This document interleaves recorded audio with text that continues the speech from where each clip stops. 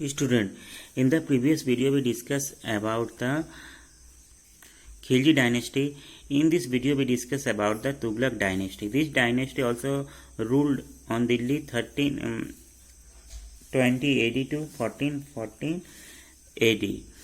They rather in this main rulers of the Ghiyasuddin Tughlaq, Muhammad bin Tughlaq and Firoz Shah Tughlaq.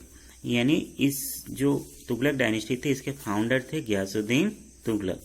After a war, succession broke out after Alauddin Khilji death and is the power ultimately went to the Ghiyasuddin Tughlaq. यानी देखा जाए तो अलाउद्दीन खिलजी के death के बाद उसके बाद power को कंट्रोल करने के लिए फिर से एक तरह से वार होने लगा, जिसमें कि गियासुद्दीन तुगलक जो था उस दिल्ली सल्तनत पर वो कब्जा करता है. He came into power after the debating Khusro and killing him.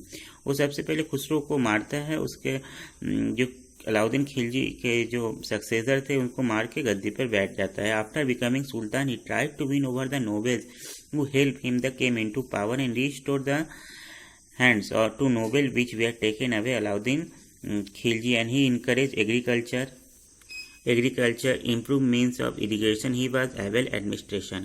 जो गियासुद्दीन तुगलक तक एबल एडमिनिस्ट्रेटर भी था. उसने एग्रीकल्चर सिस्टम पे इम्प्रूवमेंट करता है, इरिगेशन सिस्टम को बेहतर बनाता है. The famous fort of Tughlaqabad was build by him.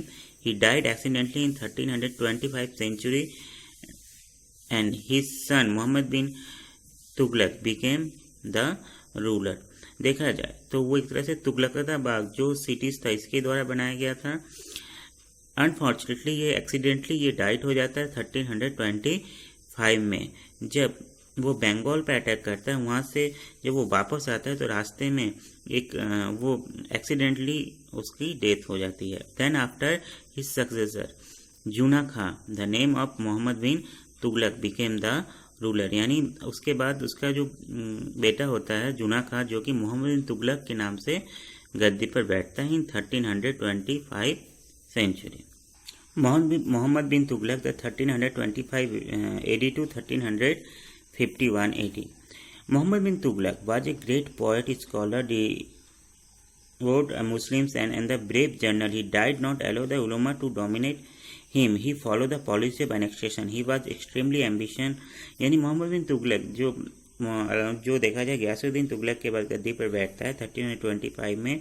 वो ग्रेट पोएट स्कॉलर भी था, साथ साथ वो एक तरह से वो डोमिनेट भी करता था उलेमास एंड अदर्स नॉवेल्स पे. वो एम्बिशन भी था. वो देखा जाए तो डिफरेंट वे में वो अपने जो राज्य है किंगडम है उसको डेवलप करना चाहता था. That's why he adopted different policy. पर उसकी जो पॉलिसी थी वो बहुत ही वीक थे. और देखा जाए तो उसके जो पॉलिसीज थे उस जो भी उसने पॉलिसी को अडॉप्ट किया अपने डेवलपमेंट के लिए, अपने बेटरमेंट के लिए, पर वो पॉलिसी सब एक तरह से देखा जाए फेल हो जाता है. और इसीलिए उसके जो पॉलिसीज़ हैं उसको अनप्लान पॉलिसी के नाम से या तुगलकी फरमान के नाम से जाना जाता है. जैसे आज भी कभी कभी कहा जाता है कि तुगलकी फरमान है. यानी ये मोहम्मद बिन तुगलक की जो पॉलिसी है उससे इस बात को लिया गया है, इसलिए उसको हिस्ट्री में एज ए मैड या पागल राजा के नाम से भी जाना जाता है. उनको ऐसा क्यों कहा जाता है देन नेक्स्ट पैराग्राफ में हम लोग डिस्कस करेंगे. The first policy is the taxation in Doab. Muhammad bin Tughlaq the needed money to expand his kingdom. He increased the tax on Doab area was very fertile. Is area the located between Ganga and Yamuna rivers. यानी देखेंगे तो मोहम्मद बिन तुगलक को बहुत ज़्यादा पैसे की ज़रूरत थी, इसलिए उसने दोआब एरिया जो कि बहुत फर्टाइल एरिया था जहाँ पर एग्रीकल्चर वर्क बहुत ज़्यादा बेहतर था, ऐसे एरिया जो गंगा यमुना रिवर्स के बीच में था उसको दोआब एरिया के नाम से जाना जाता है. इस यहाँ पर उसने बहुत ज़्यादा हाई टैक्स कर दिया. The tax was increase at the time when the monsoon failed and agriculture failed and this leading the Feynman. यानी देखेंगे तो उस समय उसने टैक्स तो बढ़ा दिया पर उस समय बारिश जो था उस टाइम पे वो उतनी अच्छी नहीं होती, जिससे कि एग्रीकल्चर फेल्ड हो जाता है और लोग किसान जो है भुखमरी से मरना स्टार्ट हो जाते हैं. But the revenue collection instead on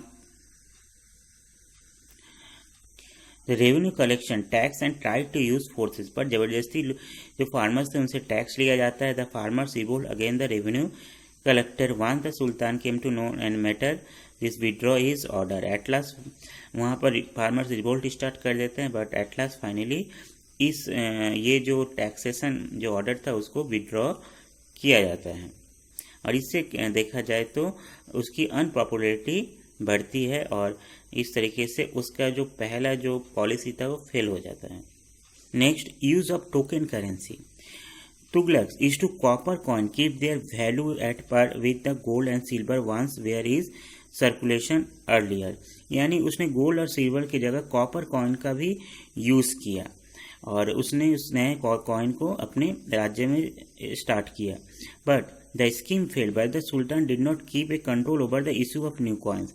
यानी जो न्यू कॉइन्स थे उस पर उसने कोई मार्क नहीं बनाया, और जिससे हुआ क्या कि लोग घरों में कॉपर कॉइन बनाना स्टार्ट किए, जिससे कि उसकी वैल्यू जो है वो कम हो गई। और एट लास्ट फाइनली देखा जाए तो इकोनॉमिक कंडीशन खराब हो गया, जिससे कि इसके जो एडमिनिस्ट्रेशन को बहुत लॉस हुआ। यानी देखा जाए उसने जो न्यू कॉइन बनाया उस पर उसने कोई मार्क किया, जैसे आज के कॉइन में मार्क्स होते हैं, कोई साइन होता है, उसने उस कॉइन पे कोई साइन नहीं बनाया, जिससे क्या हुआ कि घरों घरों में लोग अपना पर्सनली कॉइन बनाना स्टार्ट किया, जिससे कि उस कॉइन का वैल्यू ही खत्म हो गया और जिससे कि इकोनॉमिक क्राइसिस स्टार्ट हो गया। इस तरीके से देखिए स्टूडेंट, उसके सेकेंड पॉलिसी भी फेल होता है। Next is the transfer of capital. He shifted capital from Delhi to Daulatabad, became Delhi was the under the threat of attack by Mongols। उसने मोहम्मद बिन तुगलक को ये लगा कि दिल्ली जो है नॉर्थ वेस्टर्न एरियाज में जहाँ पर मंगोल के अटैक बार बार हो रहे हैं, इसलिए वो उसने ये सोचा कि अपने जो कैपिटल है उसको शिफ्ट कर लिया जाए। उसने दिल्ली टू दौलताबाद या जहाँ पर कि उसने अपने कैपिटल को शिफ्ट किया। जो area Devagiri as a area in the Deccan was renamed a Daulatabad. यानी देवगिरी जो साउदर्न इंडिया में था, जिसको कि दौलताबाद के नाम से उसने डेवलप किया।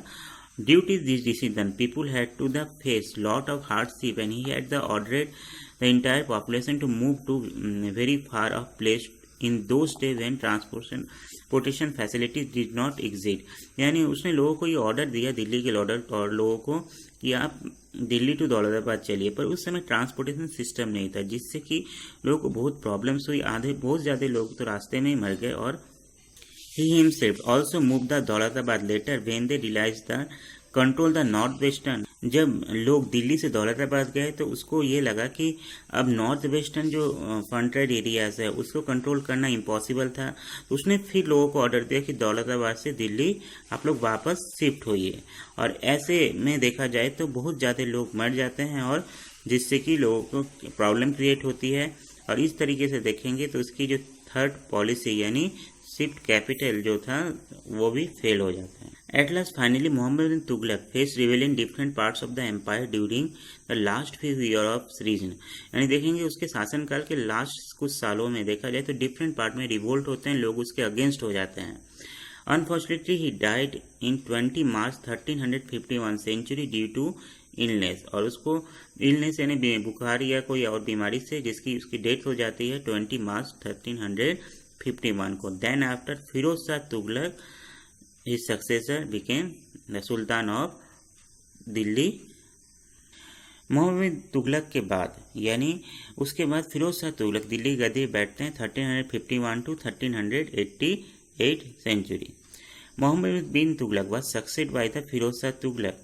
Firoz Shah Tughlaq also the able administration also he was liberal। वो बहुत उदार था और एबल एडमिनिस्ट्रेटर भी था। उसने बहुत सारे ऐसे स्टेप भी लिए। Step just like is the he tried to improve agriculture and work for the welfare of the patient loans were waived out to case of drop. यानी उसने बहुत सारे वेलफेयर का काम किया। सबसे पहले एग्रीकल्चर सेक्टर में उसने बहुत चेंजिंग किए, जो टैक्सेस कम किए, और जब सूखा या अकाल होता है तो उस समय लोगों से टैक्स नहीं लिया जाता, यानी फार्मर से टैक्स नहीं लिया जाता।